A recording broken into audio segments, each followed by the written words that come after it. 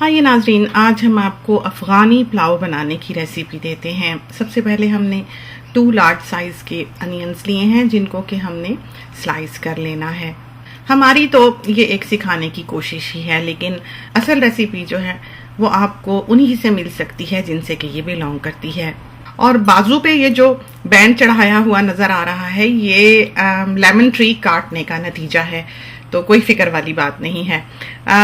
सबसे पहले हमने दोनों अनियंस जो हैं उनको प्रेशर कुकर में डाला है और खुला तेल डाल के उनको लाल करने के लिए रख दिया है। बीफ हमने लिया है, एक रिब फिलेट है जिसका कि एक बड़ा सारा टुकड़ा है, और साथ ही हमने एक शैंक का यानी कि पिंडली का एक टुकड़ा ले रखा है जिसमें कि बोन है।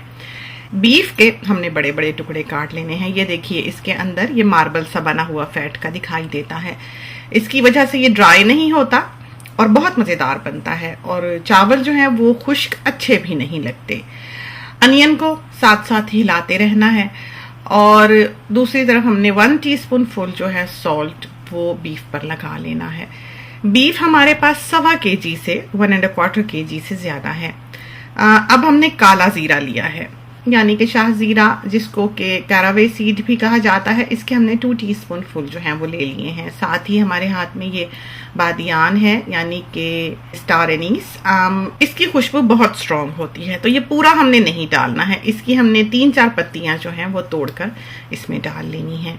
ग्रीन कार्डमम ली है, ये हमने सिर्फ 2 ही लेनी है, और इन सब चीज़ों को हमने पीस लेना है, बारीक पीस लेना है। अनियंस जो है वो आपने गुलाबी कर लेने हैं, अच्छी तरह जले नहीं, मीडियम हीट पे रख छोड़ें।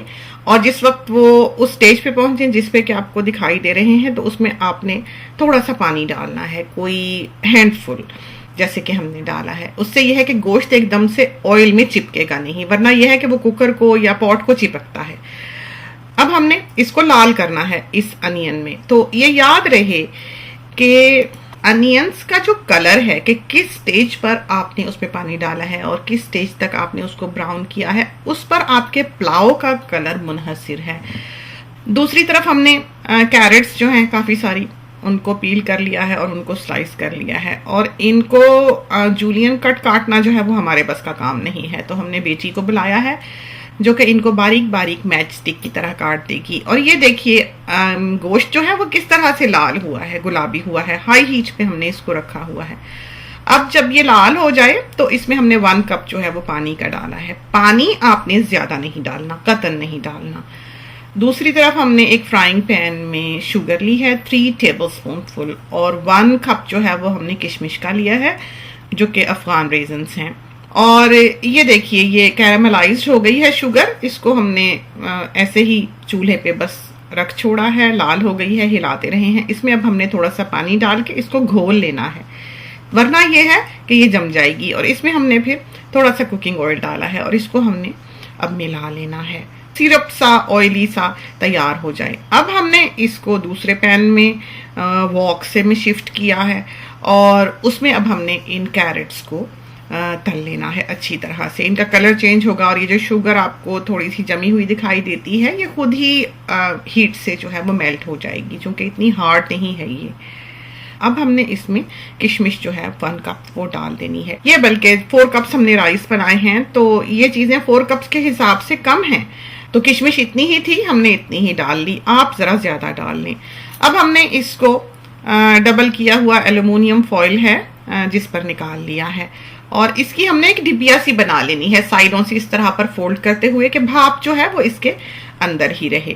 अब प्रेशर कुकर जो है उसको हम खोलते हैं, और इसमें अब हमने करीबन कोई 1/2 टीस्पून जो है वो पिसे हुए मसाले का जो हमने तैयार किया था वो डाला है, और इसको अब थोड़ा सा पका लेना है। अफगानी लोग जो हैं वो इसको ज्यादा पानी में बनाते हैं। हमने तो इसका पानी और भी सुखाया है, गाढ़ा किया है, वो इसलिए कि हम चाहते हैं कि मीट बिल्कुल धुला हुआ ना इसमें से पानी में से निकाला जाए, गोश्त भी अपना जायका बरकरार रखे। अगर आप गोश्त में ज्यादा पानी डालकर उबालेंगे और उबला हुआ गोश्त यूं निकालेंगे तो उसमें फिर स्वाद नहीं होगा, जायका नहीं होगा।